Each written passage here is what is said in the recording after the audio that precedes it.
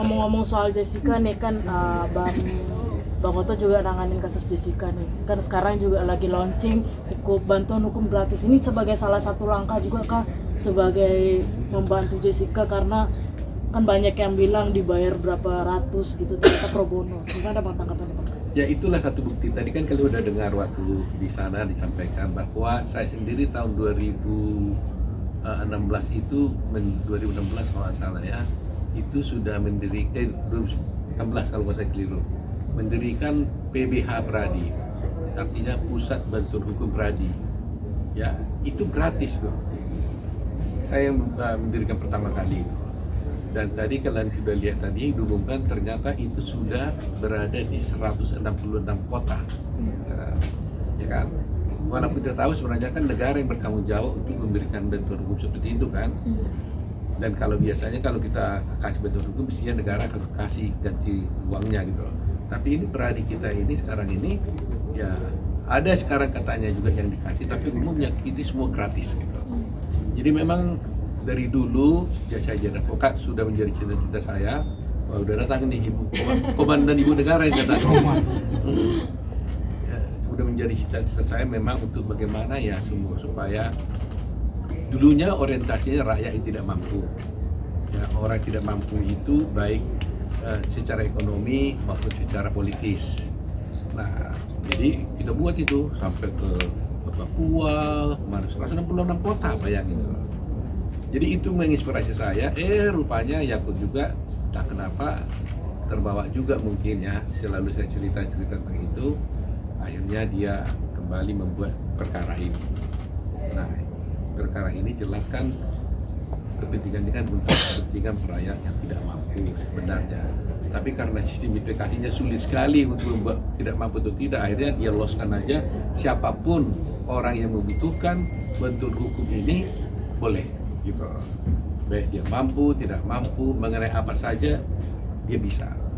Itu sebabnya saya katakan bahwa saya bilang tadi kita berani klaim nggak ini bahwa sebenarnya ini adalah platform aplikasi pertama kali di dunia. Rasanya iya gitu. Karena ini pertama kali yang platform bidang jasa hukum gratis dan real time. Ini buat dia. Yang lain-lain ada pasti kayak chatting dan sebagainya. Ini real time, orang bicara, orang klik langsung bicara di situ. Dia tinggal pilih, oh masalah saya perburuan, dia klik, oh dilihat ahli perburuan, dia klik langsung bisa bicara langsung dan bisa minta konsultasi hukum. Selanjutnya, kalau kemudian mereka cocok, kemudian dia pengen menunjuk orang itu jadi lawyernya, silakan di luar sana. Dan perkara tidak dapat uang apa-apa pun dari situ. Nah, misi utamanya itu. Jadi, saya yakin dan percaya ini akan mengalami kesuksesan dalam arti akan banyak mencari keadilan yang kalau ini udah tahu nanti, dia tidak akan pusing lagi. Bayangkan kalau dia ada masalah hukum, dia harus cari pengacara, ya kan? Berkelahi anak-anaknya aja pun dia bingung. Dia udah tanya kepada perkara, ya. Jadi Markus nanti akan hilang ini. Karena Markus ini kalau ada Markus, ya kalau dia kan tanya perkara, betul nggak ini afiliasi orang ini? Pasti kan hilang kan gitu. Jadi itu yang dituliskan oleh Yakub ya. Bagi saya terus terang aja bersyukur pada Tuhan lah, karena apa yang saya cita-citakan itu bisa juga terwujud. Bang Yakub kan ini juga kemarin Bang Oto juga membela buat gebrakan-gebrakan terbaru kan, ngelaporin mantan hakim juga.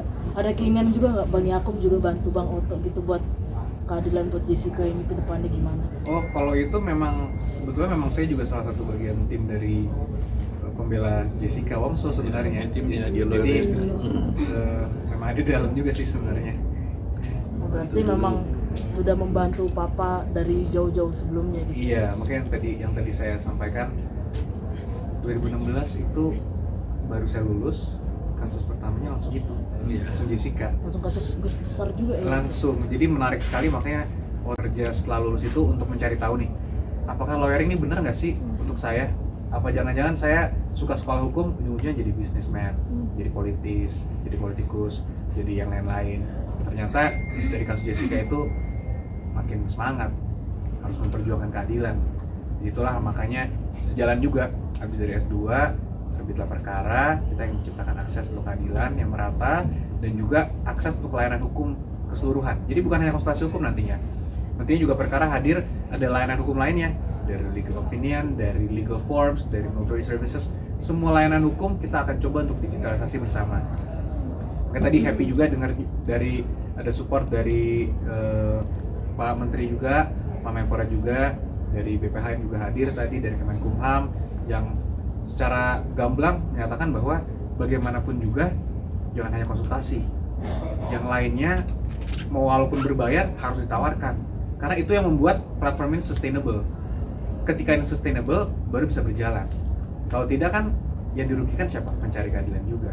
Itulah mindset cara pikir yang mau kita rubah, sehingga nantinya legal services apapun itu akan kita coba digitalisasi. Walaupun mulainya semangat pro bono ini luar biasa sekali, PBA Pradi 166 kabupaten kota, di kita udah sampai 85 cabang yang sudah masuk.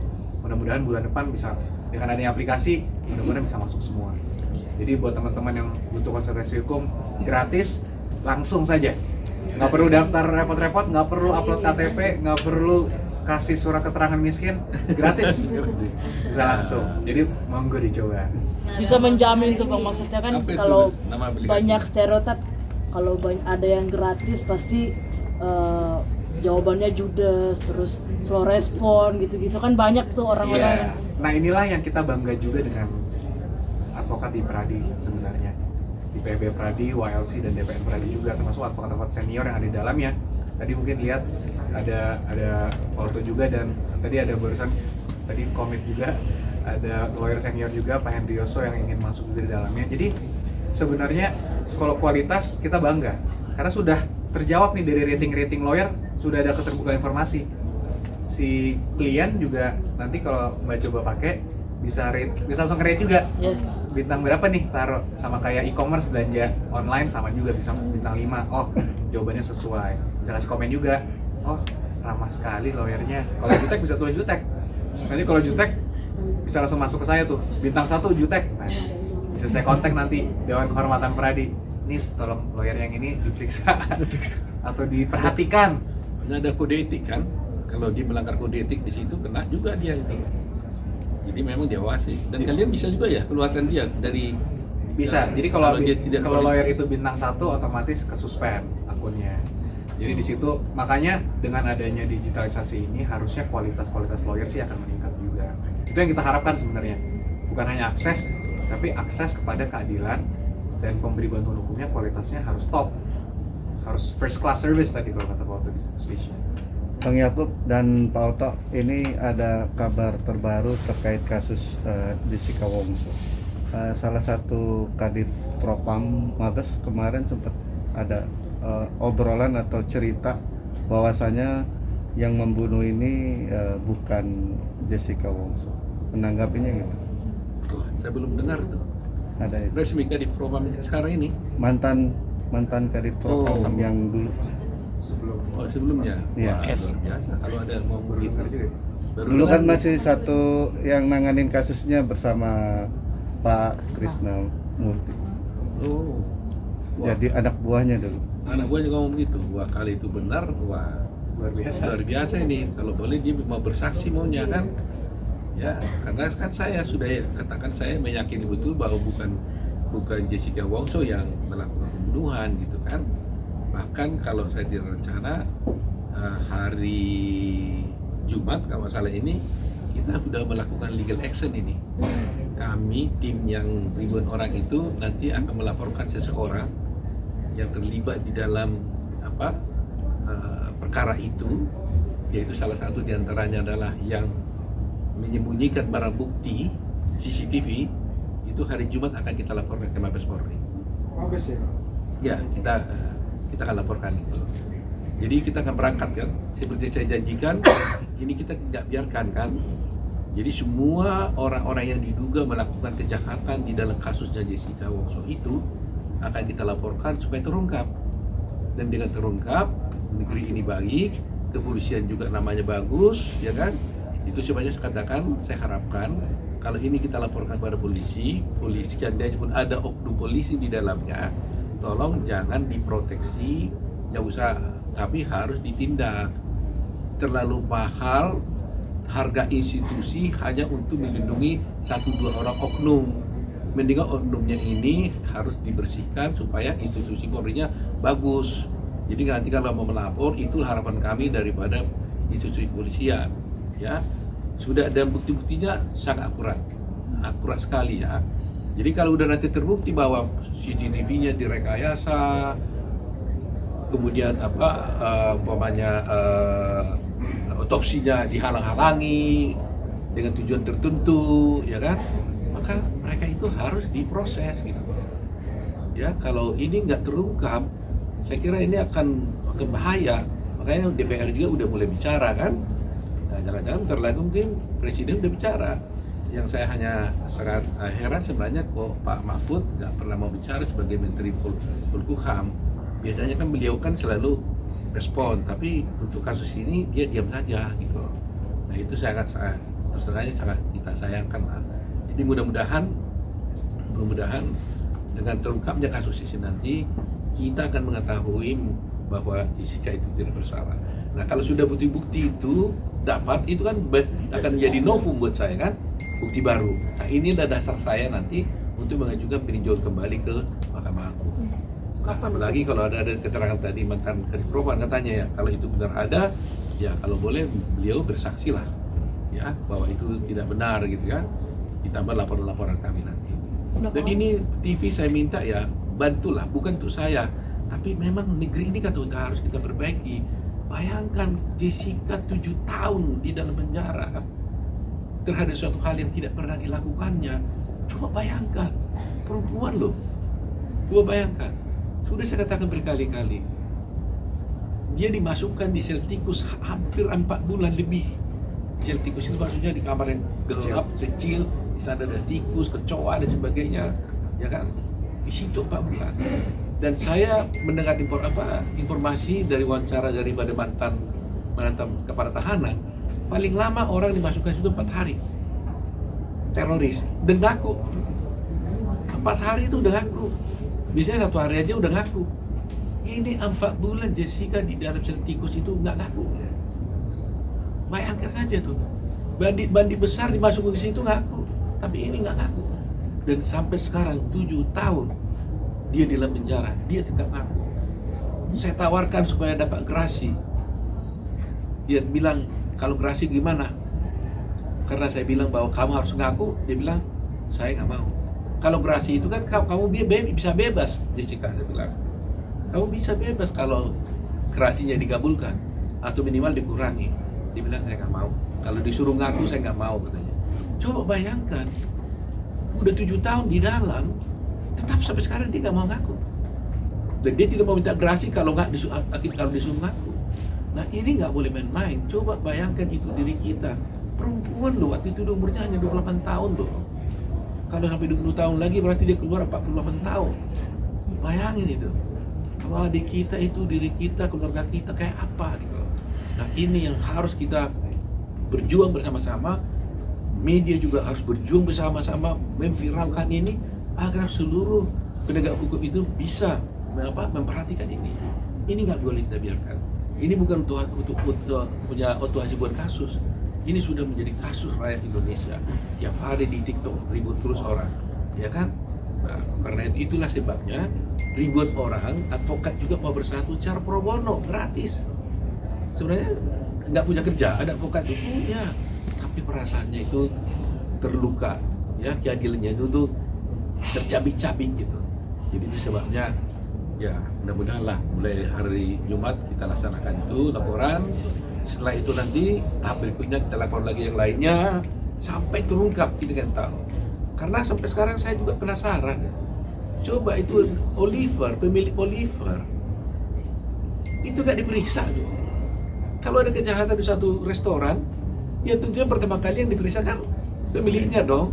Karena CCTV kan diambil dari situ. Saya mau pengen tahu kenapa gak diperiksa gitu loh. Terus beberapa saksi yang penting yang mengambil barang bukti pada waktu di persidangan gak diperiksa gitu loh. Kenapa? Ada katanya di situ ada pembantu katanya disuruh buang celana. Kenapa gak diperiksa gitu loh. Tak tahu di luaran dia merumuskan bahwa Jessica membuang celana. Tapi kita minta supaya diperiksa saksinya, nggak dihadirkan dalam persidangan. Kenapa? Ada apa ini? Nah, itulah perdeling kita. Jadi saya merasa bertanggung jawab secara moral, secara hukum, demi keadilan. Saya ingin bongkar kasus ini bukan untuk balas dendam, tapi untuk keadilan Jessica. Dan jangan sampai setelah terjadi kepada kita, baru kita mulai marah. Ya, itu yang saya inginkan dalam bangsa Indonesia ini. Keadilan itu jangan kamu merasa kalau karena itu tidak ke kamu diam-diam aja. Setelah kena ke kita, baru kita ribut. Jangan. Meskipun itu tidak terjadi pada kita, tapi terjadi pada orang lain, kita tahu kita harus protes. Nggak boleh seperti itu. Baru negara kita damai. Bang, kan semenjak ada film Netflix ini kan Jam 2. semenjak ada film Netflix ini kan kembali terbuka Setengah 2 kali lagi ya, ya. setengah 2 ya. Kembali terbuka lagi kasus Jessica Mirna ini. Berarti benar dong di Indonesia ini hukumnya no viral no justice. Saya kira iya. Saya kira no viral no justice. Sudah viral pun belum tujuh no justice juga sekarang. Kalau dulu kan no viral no justice. Jadi harus viral baru ada justice. Sekarang sudah viral pun justice juga belum tentu dapat juga. Tidak sama dengan justice. Tidak sama dengan justice juga. Lebih berat lagi sekarang. Kalau dulu kan kalau viral baru diusut. Sekarang viral pun dibiarin juga sekarang.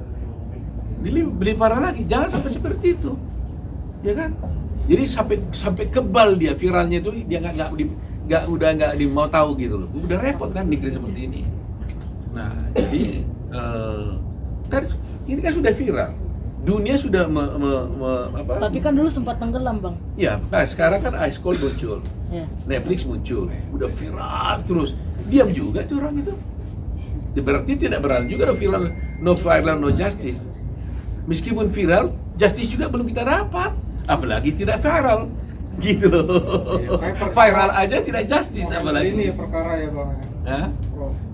Kenapa? Perkara hadir untuk menghandle semuanya ini kan. Kalau perkara kan aplikasi, ya kan? Ya, jadi ini orang. Kalau perkara itu bedanya adalah bahwa masyarakat yang ada di Republik ini maupun di dunia manapun di seluruh dunia ini bisa berkonsultasi dengan advokat-advokat yang ada di aplikasi perkara itu dengan gratis. Anytime, kapan saja. Itu perkara. Jadi bagi masyarakat kalau ada masalah, gak usah takut, ada solusinya, yaitu perkara. Apa namanya? Apanya? www apa namanya? Oh iya, perkara.com. www.perkara.com. www.perkara.com. Klik aja, sudah selesai. Gak usah bayar-bayar, gak usah pergi ke kantor pengacara atau ke kelurahan dan sebagainya. Bang, terakhir Bang. Terakhir Bang. Bang, terakhir Bang. Berarti dengan kasusnya Jessica ini sudah viral, belum tentu dia dapat keadilan dong. Belum tentu. Makanya saya bilang no viral no justice katanya harapannya. Ternyata sekarang meskipun viral belum tentu juga dapat keadilan. Makanya saya bilang berangkat viral aja belum tentu dapat keadilan, apalagi tidak viral gitu loh. Oke. Ya.